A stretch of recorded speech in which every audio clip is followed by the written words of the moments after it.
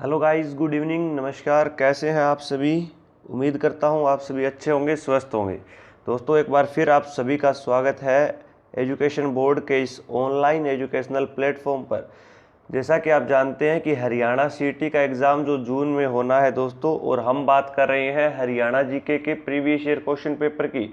चलिए शुरुआत करते हैं। आज हमारा 7वां लेक्चर है जिसमें हम फिर से 20 क्वेश्चन कवर करेंगे जो कि previous year question paper previous year exam में पूछे जा चुके हैं।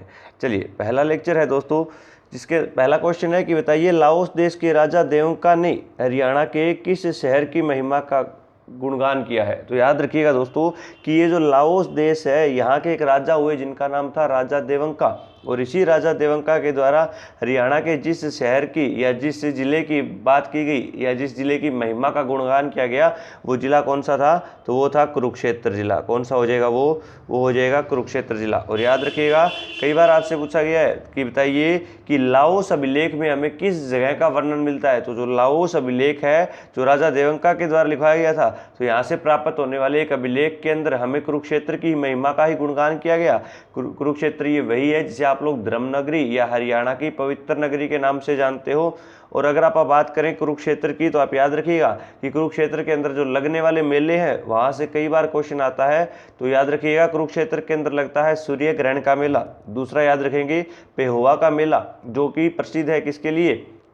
सोमवती अमावस्या के लिए। याद रखिएगा, तीसरा मेला लगता है देवी का मेला। और चौथा आप लोग जानते हो कि कुरुक्षेत्र के अंदर जो शाहबाद नामक स्थान है, वहीं पर लगता है मारकंडा का मेला। और ये मारकंडा का मेला किसके नाम पर लगता है? तो ये मार्कंडे ऋषि के नाम पर लगता है। और आप जानते हैं कि हरियाणा के अंदर अम्बाड़ा जिले में एक नदी प्रवेश करती है जो कालाम्ब नामक स्थान से प्रवेश करती है। उसका नाम भी क्या है? मारकंडा नदी है। और इसी मारकंडा का नाम भी मार्कंडे ऋषि के नाम पर ही पड़ा था। चलिए, इतनी बातें आप याद रखेंगे। अगला क्वेश्चन है दोस्तों कि इब्राहिम खान का मकबरा हरियाणा के किस शहर में स्थित है। अगर आप बात करें इब्राहिम खान सूरी की, तो आप लोगों ने नाम सुना होगा शेर शाह सूरी का। और याद रखिएगा, ये शेर शाह सूरी वही है जिसके बचपन का नाम फरीद हुआ करता था। और जब इसके द्वारा बचपन में एक शेर को मारा गया, तो इसी को ही एक उपाधि दी गई, और वो उपाधि थी शेर शाह या शेर खान की। याद रखिएगा, इसी शेर शाह सूरी के दादाजी हुआ करते थे इब्राहिम खान सूरी, जिनका संबंध हरियाणा के महेंद्रगढ़ जिले में पड़ने वाले नारनौल से रहा था। कहाँ से रहा था? तो इनका जो संबंध है दोस्तों, वो कहाँ से रहा? तो आप आंसर करेंगे कि सर, इनका संबंध हरियाणा के महेंद्रगढ़ जिले में पड़ने वाले नारनौल से रहा था। अगर आप बात करें नारनौल की, तो आप लोग जानते हो कि महेंद्रगढ़ हरियाणा का एकमात्र ऐसा जिला है जिसका जो हेडक्वार्टर है वो कहाँ पर है दोस्तों? तो इसका हेडक्वार्टर भी कहाँ पे है? तो वो भी नारनौल में है।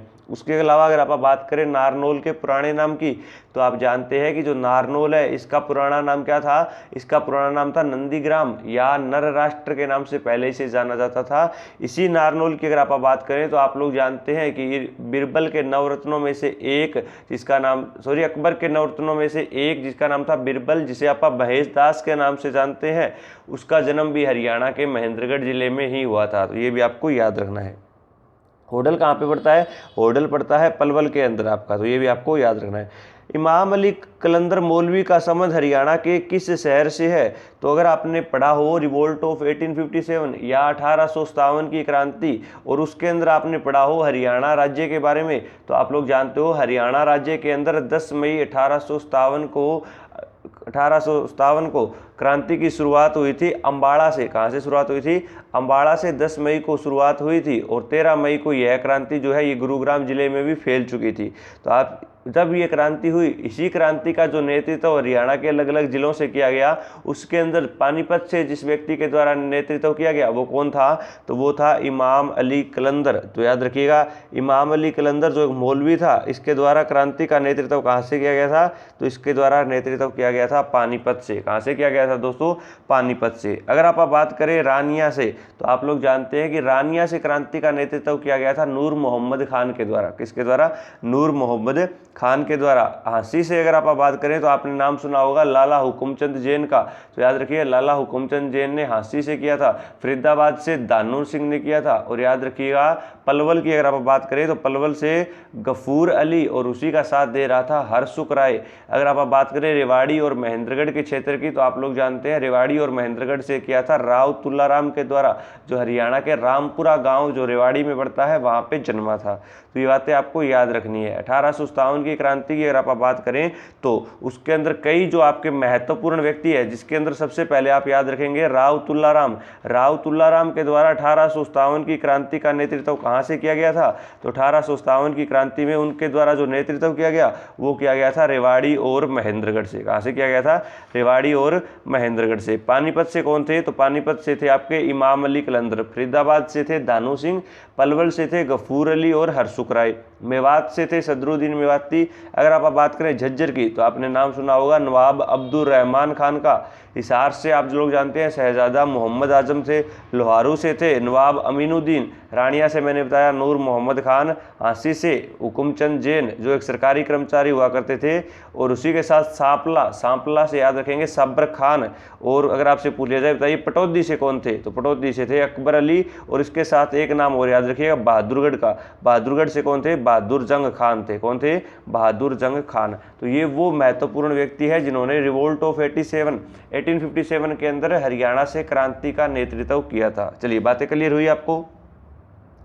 चलिए अगला क्वेश्चन है कि किस महिला ने 2 बार माउंट एवरेस्ट पर विजय प्राप्त की थी? तो अगर आप बात करें 2 बार माउंट एवरेस्ट पर चढ़ने वाली महिला जो हरियाणा के जोनियावास गांव जो रेवाड़ी में पड़ता है वहां पर जन्मी थी, तो याद रखिएगा वो कौन थी? तो वो थी संतोष यादव। और संतोष यादव का संबंध कहां से है? तो याद रखिएगा जोनियावास से। कहाँ से है? जोनियावास से है। अगर आप बात करें रेवाड़ी की फेमस पर्सनालिटीज़ की, तो आप लोग जानते हैं सबसे पहले याद रखेंगे संतोष यादव जोनियावास रेवाड़ी से। दूसरा आप याद रखेंगे कल्लन खान जो शास्त्रीय संगीत के गायक थे, उनका संबंध भी कहाँ से था? तो रेवाड़ी से था। राव तुल्लाराम जिन्होंने 1857 की क्रांति में नेतृत्व किया, तो वो भी कहाँ से थे? तो वो भी रेवाड़ी थे। रेवाड़ी के रामपुरा गांव से संबंध रखते थे।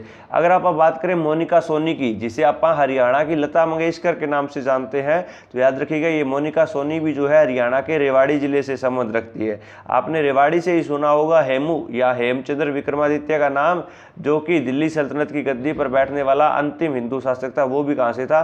तो वो भी यहीं से ही था। तो नया नाम आपके लिए आया है मोनिका सोनी। और ये मोनिका सोनी क्या कहलाती है? ये कहलाती है हरियाणा की लता मंगेशकर, जो कहाँ से संबंध रखती है? हरियाणा के रेवाड़ी जिले से संबंध रखती है। चलिए अगला क्वेश्चन है कि भूतेश्वर महादेव मंदिर हरियाणा के किस शहर में स्थित है? तो याद रखिएगा भूतेश्वर महादेव मंदिर जो दोस्तों ये हरियाणा के दिल में है। कहाँ पे है? हरियाणा के दिल। और आप लोग जानते हो हार्ट ऑफ हरियाणा या हरियाणा का दिल कौन सा है? तो वो है जींद। याद रखिए 2 क्वेश्चन पूछे जाएंगे। एक तो आपसे पूछा जाएगा बताइए भूतेश्वर मंदिर कहाँ है, तब आप आंसर करेंगे जींद में है। लेकिन अगर आपसे पूछ लिया जाए बताइए भुत्तों वाला मंदिर कहाँ पे है? कौन सा मंदिर है? भुत्तों वाला मंदिर। तो जब भी आपसे पूछा जाए भुत्तों वाला मंदिर कहाँ पे है, तब आप आंसर करिएगा सर भुत्तों वाला मंदिर तो भिवाड़ी में है, लेकिन भूतेश्वर मंदिर कहाँ पे है? तो वो सर जींद में है। बातें क्लियर हुई। अगर आप बात करें जींद की, तो आप लोग जानते हैं जींद के अंदर कई मेले लगते हैं, जिसमें एक तो है हटकेश्वर का मेला। कौन सा मेला? हटकेश्वर का मेला। दूसरा है बिलसर का मेला। तीसरा है सच्चा सौदा मेला। और चौथा है दमतान साहिब का मेला। और एक जो है आपका वो है राम राय का मेला। कौन सा है? वो है राम राय का मेला। तो ये पांचों के पांचों मेले भी कहाँ पे लगते हैं? आपके जींद में लगते हैं। कौन कौन से? पहला हटकेश्वर मेला, दूसरा बिलसर मेला, तीसरा सच्चा सौदा मेला, चौथा दमतान साहिब मेला और पांचवा है राम राय हद का मेला। बातें क्लियर हुई। चलिए अगला क्वेश्चन है दोस्तों कि बताइए उत्तर वैदिक काल में हरियाणा में किस वंश के शासक का शासन था? तो अगर आप बात करें उत्तर वैदिक काल की, तो आप लोग जानते हैं कि उत्तर वैदिक काल के अंदर ही हरियाणा के अंदर एक वंश हुआ करता था, जिसका नाम कौन सा था? कुरु वंश था। क्या नाम था? कुरु वंश। और याद रखिएगा ये जो कुरु वंश है ये 16 महाजनपदों में से एक था, जिसे आप कुरु महाजनपद के नाम से जानते हैं। और इसी कुरु महाजनपद की एक राजधानी हुआ करती थी, जिसका नाम क्या था? इंद्रप्रस्थ था। और यही इंद्रप्रस्थ वर्तमान में किस नाम से प्रसिद्ध है? दिल्ली के नाम से प्रसिद्ध है। किस नाम से? दिल्ली से। और इसी कुरु वंश की स्थापना राजा कुरु के द्वारा की गई थी। किसके द्वारा की गई थी? राजा कुरु के द्वारा इसकी जो है स्थापना की गई थी। और याद रखेंगे आप लोग कि जो ये राजा कुरु हुए थे, इसी के द्वारा जब इसकी स्थापना की गई और इसने हरियाणा के कुरुक्षेत्र जिले की 48 कोस की भूमि को जब उपजाऊ बनाया, तो यही भूमि क्या कहलाई? आदि रूपा कहलाई। तो आपसे पूछा जाएगा, बताइए राजा कुरु के द्वारा कितने कोस में खेती की गई थी या कृषि की गई थी? तो आप आंसर करेंगे 48 कोस में। और ये जो 48 कोस की भूमि थी, जब इसे उपजाऊ बनाया गया तो ये क्या कहलाई? तो यही कहलाई थी आदि रूपा। क्या कहलाई थी दोस्तों? आदि रूपा। अगर आपसे पूछ लिया जाए बताइए कुरु महाजनपद की राजधानी कौन सी थी, तब आप आंसर करेंगे इंद्रप्रस्थ थी। और अगर आपसे पूछ लिया जाए कि बताइए कुरु वंश जो है या कुरु महाजनपद जो है ये हरियाणा के कितने जिलों में फैला हुआ था, तब आप आंसर करेंगे ये 5 जिलों में था। और अगर आपसे पूछ लिया जाए बताइए कुरु महाजनपद का विस्तार कहाँ तक था, तो हरियाणा में कुरुक्षेत्र वाला एरिया, प्लस में यूपी का मेरठ वाला एरिया और दिल्ली का जो भाग था, ये सारा का सारा उस समय कुरु महाजनपद में हुआ करता था। और महाजनपदों की बात आई है तो आप याद रखेंगे कि भारत जो है ये 16 टुकड़ों में विभाजित था, जिन्हें आप 16 महाजनपद कहा करते थे। तो ये भी आपको याद रखना है, जिस बात की जानकारी हमें एक बौद्ध ग्रंथ या एक बौद्ध टेक्स्ट से मिली, जिसे आप जानते हैं अंगुत्तर निकाय के नाम से। तो ये सारी बातें इंपॉर्टेंट है, एग्जाम में कई बार पूछी गई है आपसे। अगला क्वेश्चन है, बताइए सिट्रस उत्पादित करने के क्षेत्र में हरियाणा का कौन सा जिला जो है प्रथम स्थान पर है? सबसे पहले तो आपको पता होना चाहिए सिट्रस क्या होता है। तो आप लोग जानते हैं सिट्रस का मतलब होता है खट्टे पदार्थ। क्या होता है? खट्टे पदार्थ, यानी जिनसे विटामिन सी की पूर्ति होती है, वो कौन से पदार्थ होते हैं? सिट्रस पदार्थ होते हैं। और हरियाणा का जो जिला है जिसमें सबसे ज़्यादा सिट्रस का उत्पादन किया जाता है, वो 2 जिले हैं। एक तो है आपका सोनीपत जिला और दूसरा है सिरसा जिला। तो याद रखिएगा, इसके अंदर आपको ऑप्शन में कौन सा दिया गया है? सोनीपत जिला दिया गया है। तो आंसर क्या हो जाएगा इसका? तो इसका आंसर हो जाएगा सोनीपत जिला। तो याद रखिएगा, सोनीपत के अंदर सबसे ज्यादा सिट्रस होते हैं और दूसरा है सिरसा जिला। सिरसा के अंदर कौन से होते हैं? तो आंवले का उत्पादन होता है, नींबू का होता है और किसका होता है? तो माल्टा या किन्नू का उत्पादन सबसे ज्यादा भी कहाँ होता है? सिरसा में होता है। कपास का उत्पादन भी सिरसा में होता है, गेहूं का उत्पादन भी सबसे ज्यादा सिरसा के अंदर ही होता है। ये सारी की सारी बातें आपको याद रखनी है। भिवानी के अंदर आप लोग जानते हो मोटे अनाज होते हैं, जैसे अगर आप बात करें तो आपने नाम सुना होगा बाजरा का, ज्वार का। ये जो मोटे अनाज है, सरसों है, ये सारे जो उत्पादन है ये कहाँ पे होता है? भिवानी जिले में इनका उत्पादन होता है। अगला क्वेश्चन है कि अप्रैल 1919 के दिन गांधी जी हरियाणा के किस जिले से गिरफ्तार हुए थे? तो आप लोग जानते हैं दोस्तों कि 1919 के अंदर ही आपका एक कानून आया था, रोलेट एक्ट या काला कानून। तो याद रखिएगा कि महात्मा गांधी जो है जब ये हरियाणा के पलवल जिले में आ रहे थे, तो पलवल के रेलवे स्टेशन पर जब ये उतरे, वो दिन था 10 अप्रैल का। 10 अप्रैल 1919 को ही जब महात्मा गांधी हरियाणा के पलवल जिले में आए, तो उन्हें वहीं पर ही प्लेटफॉर्म से ही वापस इन्हें गुजरात भेज दिया गया था। तो इसे कहा जाता है, ये महात्मा गांधी की जो है क्या थी? भारत के अंदर, पूरे भारत के अंदर इनकी पहली गिरफ्तारी थी। तो याद रखिएगा, ये कहाँ से गिरफ्तार हुए थे? तो ये पलवल से गिरफ्तार हुए थे। आपसे पूछा जाएगा बताइए हरियाणा के अंदर महात्मा गांधी कितनी बार गिरफ्तार हुए थे? तो आप आंसर करेंगे 2 बार। पहली बार कहां से हुए? पलवल से। अगर पूछ लेते हैं दूसरी बार कहां से हुए, तो याद रखिएगा 30 जुलाई 1919 का वो दिन, 30 जुलाई 1919 के दिन ही दूसरी बार ये हरियाणा के हिसार जिले से, जिसे आप मैग्नेट सिटी या जिंदल सिटी के नाम से जानते हैं, वहां से इनकी दूसरी गिरफ्तारी हुई। पहली गिरफ्तारी कहां से हुई? पलवल से। कब हुई? 10 अप्रैल 1919 को। दूसरी गिरफ्तारी कहां से हुई? हिसार से। कब हुई? 30 जुलाई 1919 को। तो दोनों बातें इंपॉर्टेंट है, याद रखिएगा। आपसे पूछा जाएगा बताइए पूरे भारत के अंदर महात्मा गांधी की पहली गिरफ्तारी कौन सी थी? तो हरियाणा के पलवल जिले में जो गिरफ्तारी हुई, जो 10 अप्रैल 1919 को हुई थी दोस्तों। चलिए अगला क्वेश्चन है, बताइए किशोरी महल हरियाणा के किस शहर में स्थित है? तो आप लोग जानते हैं ये जो किशोरी महल है, ये हरियाणा के पलवल जिले में पड़ने वाले होडल नामक स्थान पर है। कहाँ पे है? तो ये पलवल के होडल नामक स्थान पर है। और आप याद रखिएगा कि एक राजा हुए जिसका नाम था राजा सूरजमल, और इसी सूरजमल के द्वारा जो है इसका क्या करवाया गया था? तो इसका निर्माण करवाया गया था। पलवल का नाम आया है तो पलवल के अंदर 3 चीजें प्रसिद्ध है। एक तो पलवल के होडल के अंदर ही एक मेला लगता है जिसका नाम है सती का मेला। याद रखिएगा, ये जो होडल है, इसी होडल में आपका एक मेला लगता है जिसका नाम है सती का मेला। ये भी कहाँ पे लगता है? होडल में लगता है आपका। दूसरा आप याद रखेंगे दाऊजी का मेला। कौन? दाऊ जी। आप लोग जानते हैं भगवान श्री कृष्ण के ही बड़े भाई हुए बलराम, जिन्हें दाऊ कहा जाता था, और उन्हीं का ही एक मेला लगता है, तो इसे कहते हैं दाऊ जी का मेला। दाऊ जी का मेला पूछे या बलराम का मेला पूछे तब आप आंसर करेंगे पलवल। और तीसरा आप याद रखेंगे कि पलवल के ही पंचवटी नामक स्थान पर लगता है रक्षाबंधन का मेला। कौन सा मेला? रक्षाबंधन का मेला। तो तीनों मेले आपको याद रखने हैं। पहला है सती का मेला, दूसरा है दाऊजी का मेला, और तीसरा है रक्षाबंधन का मेला। तीनों के तीनों मेले कहाँ के हैं? पलवल के हैं। और पिछले क्वेश्चन में मैंने आपको बताए थे जींद के मेले, तो वो भी आपको याद रखने हैं दोस्तों। चलिए अगला है, किस राज्य को गेहूं की कटोरी के नाम से जाना जाता है? तो आप लोग सीधा सा आंसर है कि गेहूं की कटोरी जो है ये है हमारा हरियाणा राज्य। क्यों है? क्योंकि हरियाणा का गेहूं के उत्पादन में पूरे भारत के अंदर कौन सा स्थान है? वो चौथा स्थान है। तो याद रखिएगा कि पूरे भारत के अंदर गेहूं के अंदर इसका उत्पादन जो होता है वो चौथे नंबर पर होता है, इसीलिए हरियाणा को गेहूं की कटोरी कहा जाता है। और ये किस रिपोर्ट के आधार पर बताया? तो ये 2018-19 की जो खाद्यान्न रिपोर्ट थी उस आधार पर मैंने आपको बताया है दोस्तों। याद रखिएगा, अगर आपसे पूछ लिया जाए बताइए हरियाणा के किस जिले के अंदर सबसे ज्यादा गेहूं का उत्पादन होता है, तब आप आंसर करेंगे कि हरियाणा के अंदर है सिरसा जिले के अंदर। और इसीलिए जो सिरसा जिला है इसे क्या बोल दिया जाता है? तो इसे गेहूं का कटोरा बोला जाता है। तो अगर आपसे पूछ लिया जाए बताइए हरियाणा का कौन सा जिला गेहूं का कटोरा कहलाता है, तब आप आंसर करेंगे सिरसा जिला। और हरियाणा को क्या कहा गया है? गेहूं की कटोरी कहा गया है। बातें क्लियर हुई आपको सारी की सारी? चलिए बढ़ते हैं नेक्स्ट क्वेश्चन की ओर कि हरियाणा में जाट राज्य कब समाप्त हुआ। तो अगर आप बात करें हरियाणा के अंदर पड़ने वाले जाट साम्राज्य की, तो आप लोग जानते हैं कि जो जाट थे इनका जो आगमन हुआ था ये पानीपत के युद्ध के बाद में आगमन हुआ था। और हरियाणा का जो दक्षिणी भाग था उसको सबसे पहले जो है जाटों ने अपने कब्जे में लिया था। और जाटों के ही सबसे महान शासक या सबसे महान राजा जो हुए उनका नाम था राजा सूरजमल, जिसे आप जाटों का प्लेटो या जाटों का अफलातून बोलते हैं। ये राजा सूरजमल वही है जो 1755 से लेकर 1764 तक जाटों का नेतृत्व करते हैं। और याद रखिएगा जब राजा सूरजमल की मृत्यु हुई 1764 में हिंडन नदी के किनारे, तभी से ही क्या हुआ, ये जाट राज्य खत्म होना शुरू हो चुका था, यानी इसका जो है सूर्यास्त होने लगा था। तो याद रखिएगा दो कारण बनेंगे, एक तो याद रखिएगा कि सूरजमल की मृत्यु हुई, और दूसरा सूरजमल की मृत्यु कैसे हुई? तो जब इन्होंने मुगलों के नजीब-उद-दौला के साथ दुश्मनी की, और इसी नजीब-उद-दौला के द्वारा जो है राजा सूरजमल की क्या करवाई गई? मृत्यु, या इन्हें मरवाया गया था। तो याद रखिएगा इसका जो राइट आंसर होगा दोस्तों वो क्या होगा? वो होगा ए और बी दोनों।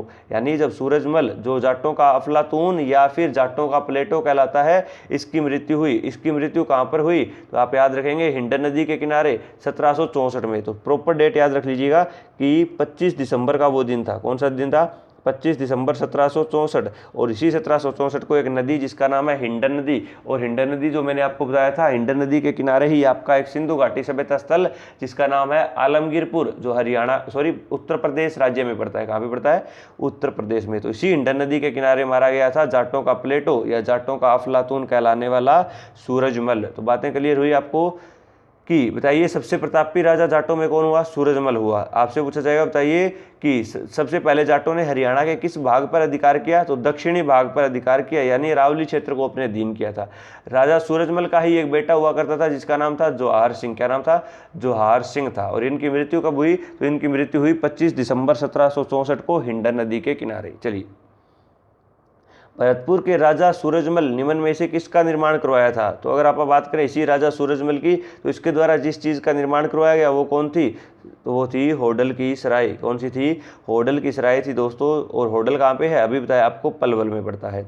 चलिए, हरियाणा का अर्थ क्या है? मोस्ट इंपोर्टेंट क्वेश्चन है, बार बार एग्जाम में आता है कि हरियाणा 4 वर्णों से मिलकर बनने वाला एक शब्द हरियाणा जो संस्कृत भाषा से लिया गया, और इसी शब्द को आप समझने के लिए इसे 2 भागों में हम डिवाइड करते हैं, जिसमें एक होता है हरि और दूसरा होता है अयाणा। जहाँ पे हरि का अर्थ क्या होता है? भगवान विष्णु होता है, और अयाणा का अर्थ क्या होता है? निवास स्थान होता है। बहुत बार मैं आपको पढ़ा चुका हूँ, और जब मैंने थ्योरी पढ़ाई थी आपको, तो थ्योरी के अंदर पहला ही लेक्चर मेरा इसी चीज़ पे दिया गया है दोस्तों, कि उसके अंदर आपको बताया गया है। तो आप वहाँ से थ्योरी अगर आपने नहीं देखी तो थ्योरी के लेक्चर भी आप लोग कवर कर सकते हो, लिंक आपको डिस्क्रिप्शन में दे चुके हैं। चलिए फटाफट कमेंट करेंगे कि बताइए हरियाणा का अर्थ क्या होता है? हरियाली होता है, कृष्ण की जन्मभूमि होता है, भगवान का आंगन होता है, वह दूध दही का खाना होता है। दूध दही का खाना आपने सुना होगा कि दूध दही का खाना और आओ मारे हरियाणा, ये हरियाणा का एक क्या है? प्रसिद्ध वाक्य है, एक नारा है। आप आंसर करेंगे फटाफट कि हरियाणा का अर्थ क्या होता है दोस्तों। चलिए अगला क्वेश्चन है कि हरियाणा राज्य दिल्ली को सभी तरफ से घेरे हुए हैं सिर्फ एक को छोड़कर। तो आप लोग जानते हैं कि जो दिल्ली है इसे हमने 3 दिशा से कवर कर रखा है, और वो 3 दिशाएं कौन कौन सी है। तो अगर आप बात करें ऊपर की, तो आप लोग जानते हैं हमने उत्तर दिशा में कवर कर रखा है। जो उत्तर दिशा में पड़ने वाला जिला कौन सा, सोनीपत जिले ने। अगर आप बात करें दक्षिण दिशा में, तो दक्षिण दिशा में इससे फरीदाबाद ने कवर कर रखा है। और अगर आप बात करें पश्चिमी दिशा की, तो पश्चिमी दिशा में इसे झज्जर और गुरुग्राम ने कवर कर रखा है। तो आपसे ये भी क्वेश्चन पूछा जा सकता है, बताइए हरियाणा के कितने जिले दिल्ली के साथ लगते हैं। आप आंसर करेंगे कि सर दिल्ली के साथ हरियाणा के 4 जिले, और वो 4 जिले कौन कौन से हैं। तो सबसे पहले सोनीपत, सोनीपत से नीचे झज्जर, झज्जर से नीचे गुरुग्राम, और गुरुग्राम से नीचे बाबा फरीद की नगरी फरीदाबाद, जिसे बसाया गया शेख फरीद के द्वारा, जो जहांगीर का कोषाध्यक्ष हुआ करता था।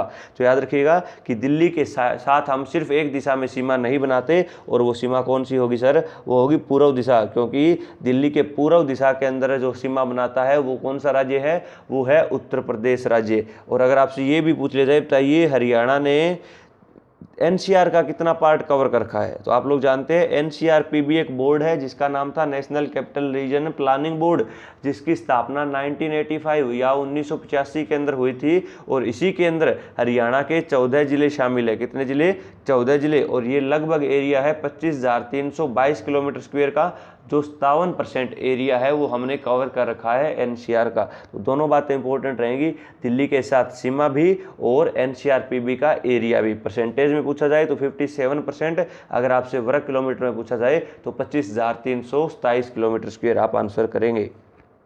चलिए अगला क्वेश्चन है कि खालिस्तान के वन संतोर वन में एक हाथी पुनर्वास एवं अनुसंधान केंद्र स्थापित किया जा रहा है। तो आप लोग जानते हैं कि हरियाणा के अंदर जो हाथियों की संख्या है वो 4 से 5 ही है। और हरियाणा के जिस जिले में सबसे ज़्यादा हाथी पाए जाते हैं वो जिला भी कौन सा है, यमुनानगर जिला है। याद रखेंगे, इन्हीं हाथियों के पुनर्वास के लिए एक अनुसंधान केंद्र स्थापित किया गया, जो कि यमुनानगर जिले के वन संतोर में किया गया। कहाँ पर किया गया, यमुनानगर जिले में पड़ने वाले वन संतोर नामक स्थान पर किया गया। तो आपसे पूछा गया, बताइए ये पे है।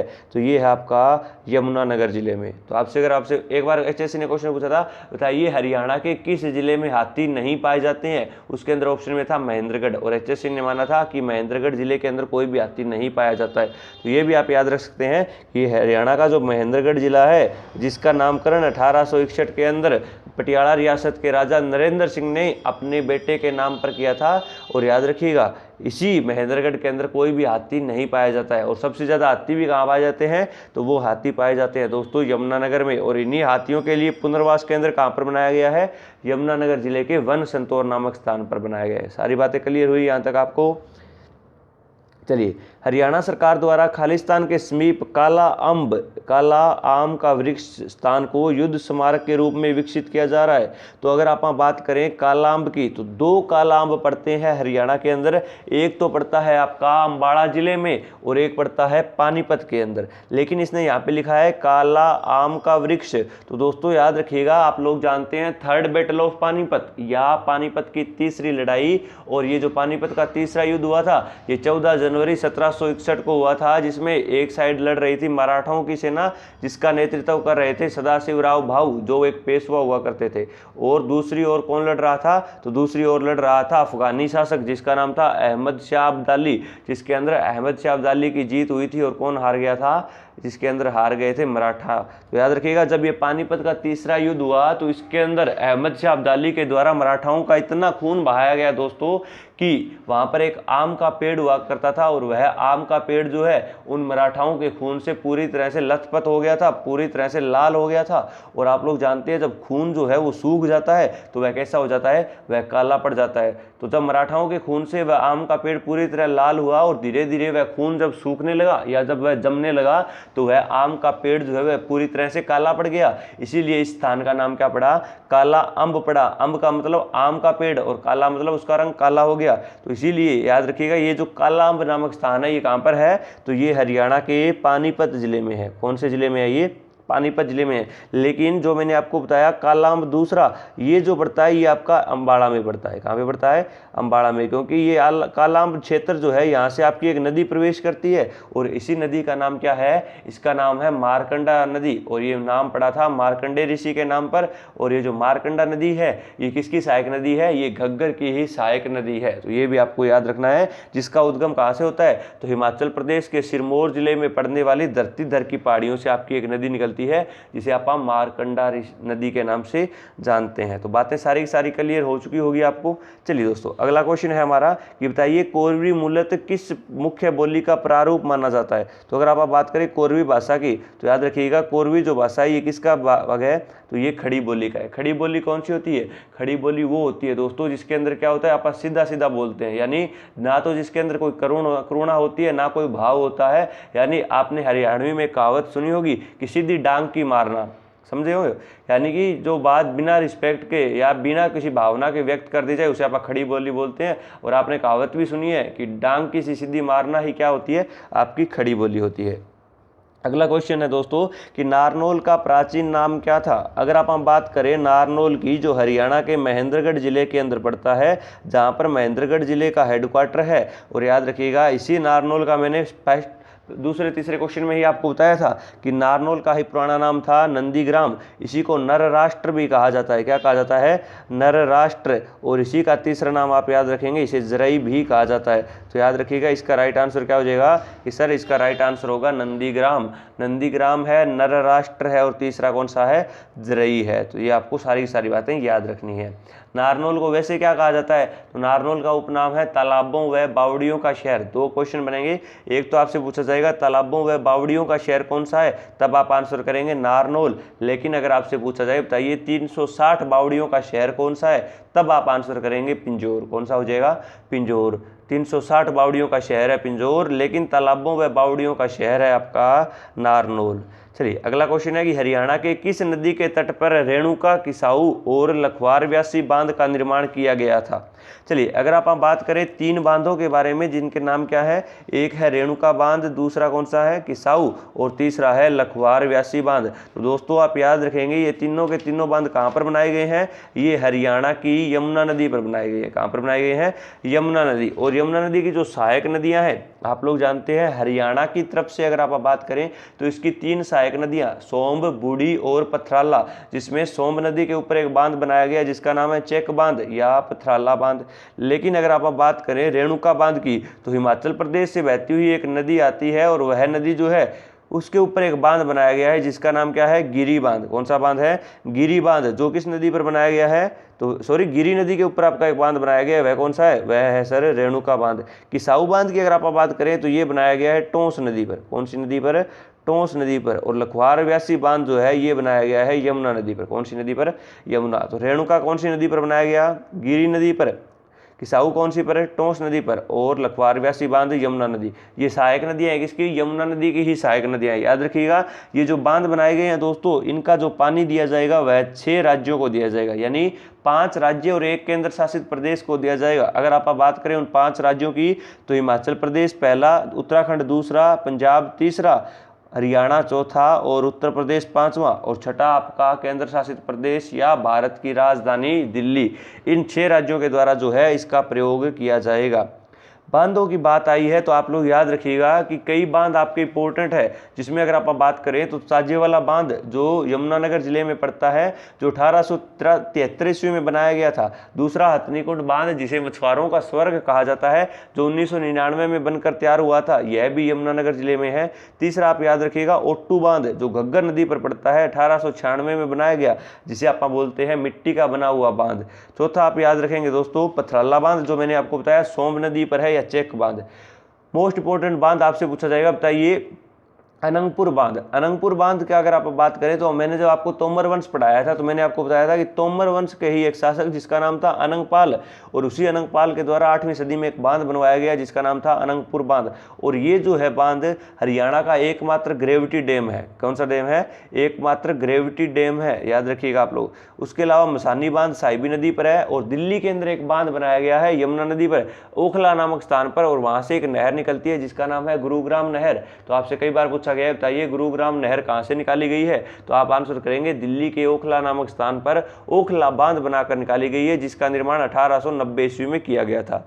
ओखला बांध से जो नहर निकाली गई उसका नाम क्या है, गुरुग्राम नहर है। गुरुग्राम नहर हरियाणा के कितने जिलों में सिंचाई करती है, 4 जिलों में। 4 जिले कौन कौन से हैं, गुरुग्राम 1, फरीदाबाद 2, मेवात 3 और पलवल 4, इन 4 जिलों में सिंचाई करती है। उसके बाद एक नाम याद रखिए, जल बेहरा बांध, मारकंडा नदी है इसी के ऊपर एक बांध बनाया गया, नाम है जल बेहरा बांध, जो कुरुक्षेत्र में पड़ता है। तो ये भी आपको याद रखनी है, सारी की सारी बातें इंपॉर्टेंट है, सारी चीजें आपको बता दी गई है। चलिए अगला क्वेश्चन है, राव तुलाराम का जन्म हरियाणा के किस जगह हुआ था। राव तुलाराम के बारे में मैं आपको कई बार बता चुका हूं कि हरियाणा के रामपुरा गांव जो रेवाड़ी का है वहां पर इसका जन्म हुआ था राव तुलाराम का। और ये जो राव तुलाराम है इसकी मृत्यु हुई थी 23 सितंबर 1863 को काबुल में, जो अफगानिस्तान में पड़ता है। इसीलिए हम हरियाणा शहीदी दिवस मनाया करते हैं राव तुलाराम की याद में। तो इसका राइट का आंसर क्या हो जाएगा कि सर रेवाड़ी के कौन से गांव, रामपुरा गांव। अगर आपसे पूछ लिया जाए बताइए राम तुलाराम का जो जन्म हुआ रामपुरा में, तो इसकी हवेली भी कहाँ पर होगी, रामपुरा गांव में ही होगी। चलिए उसके अलावा आपको मैं सारी हस्तियों के बारे में बता चुका हूँ, जिसमें अगर आप बात करें संतोष यादव की, कल्लन खान की, मोनिका सोनी की, हेमू या हेमचंद्र विक्रमादित्य की, सर शादीलाल जो रेवाड़ी से थे, अहमद बख्श जो हरियाणा के मुख्य सांगी हुए, ये सारे के सारे कहाँ से संबंध रखते हैं, तो ये हरियाणा के रेवाड़ी जिले से ही संबंध रखते हैं। और आप लोग जानते हो ये रेवाड़ी किसके लिए प्रसिद्ध है, तो रेवाड़ी प्रसिद्ध है हार्ले डेविसन बाइक के लिए, ये प्रसिद्ध है तिल्ला जूती के लिए, और ये प्रसिद्ध है किसके लिए, अपने दारूहेड़ा जो यहाँ का प्रमुख औद्योगिक केंद्र है, जहाँ पे क्या लगा हुआ है, हीरो मोटर कॉर्प्स लगा हुआ है जो 100 सीसी के बाइक तैयार करता है। और ये रेवाड़ी के कौन से गाँव में है, अलगपुरा गाँव में है। कौन से गाँव में, अलगपुरा गांव में। तो याद रखिएगा दोस्तों ये सारी की सारी बातें। चलिए आज के लिए इतना ही। पीडीएफ के लिए आप लोग ज्वाइन कर सकते हैं टेलीग्राम लिंक आपको ऑलरेडी डिस्क्रिप्शन में दिया गया है, या आप हमसे जुड़ सकते हैं GS by Praveen Suthar sir. किससे जुड़ सकते हैं, GS by Praveen Suthar sir से भी आप लोग जुड़ सकते हैं। वहाँ पे भी आपको सारी की सारी पीडीएफ और क्लासों के लिंक मिलेंगे। चलिए दोस्तों आज के लिए इतना ही। उम्मीद करता हूँ सारी बातें आपको समझ में आई होगी, सारे की साथ बातों की एक इमेज या एक पिक्चर आपके दिमाग में छप चुकी होगी। सारी बातें इंपॉर्टेंट है, ना सिर्फ हमने क्वेश्चन किए हैं बल्कि क्वेश्चन से बनने वाली सारी बातों को हम कवर कर चुके हैं। आज की क्लास के लिए इतना ही। तब तक आप एजुकेशन बोर्ड परिवार के साथ बने रहें, लाइक करें, शेयर करें और अपने दोस्तों को भी सब्सक्राइब करने के लिए कहें। चलिए दोस्तों धन्यवाद, मिलेंगे नेक्स्ट सेशन में। आज के लिए इतना ही। जय हिंद, जय भारत।